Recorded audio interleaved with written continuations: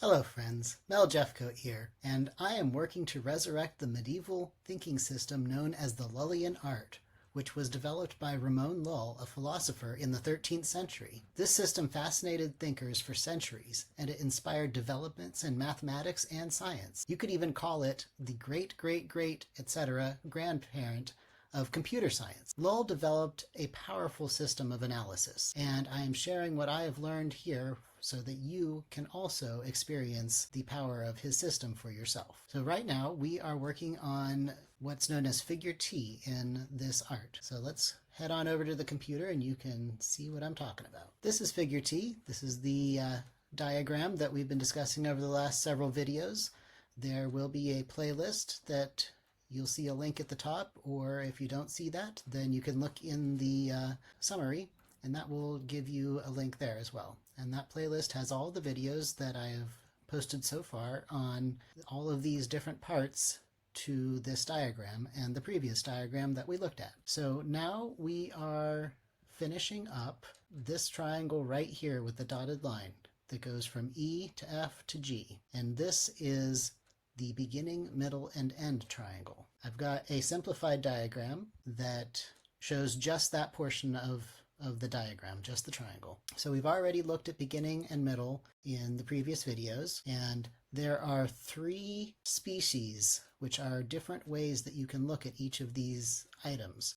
And so we've already looked at perfection and termination, so that just leaves the last one of privation. Now, privation means a couple of different things, the way that Llull uses it, but it all has to do with loss. In classical philosophy, privation is losing something that you should have or that you did have. So people generally are able to see. So in this system, a blind person would be considered to be in privation because they have lost the ability to see, or maybe they never had it, but humans generally do. So that's considered a privative state. Now, an animal, like for example an earthworm that doesn't have eyes, it doesn't see, the fact that it can't see is not privative because it is just natural for that creature. The fact that no humans can naturally see x-rays is not privative because, well, none of us can, and we're not expected that we can. So, you know, all of the things that we are unable to experience because that is just the nature of being human, that doesn't count as privative. It's only if it is something that the majority of humans have, or that is typical for them to have. And it isn't just senses, but that is one way that you can look at it. Anything that is a loss is privation.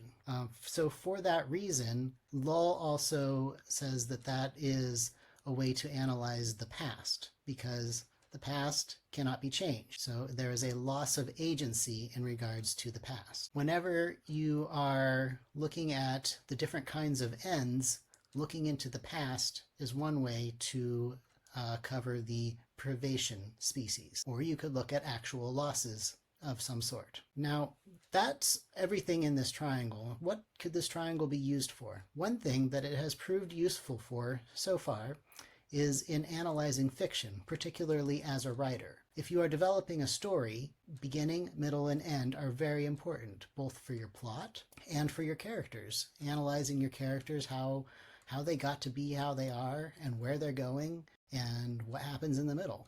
I mean, this is all very important to fiction.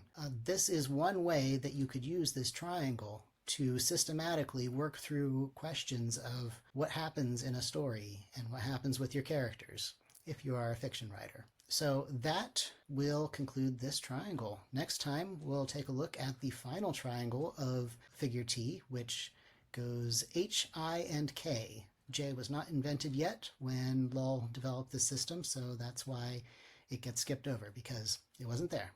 There's the playlist that should be popping up on your screen right now, and if it doesn't, just look down in the summary. And until next time, keep exploring.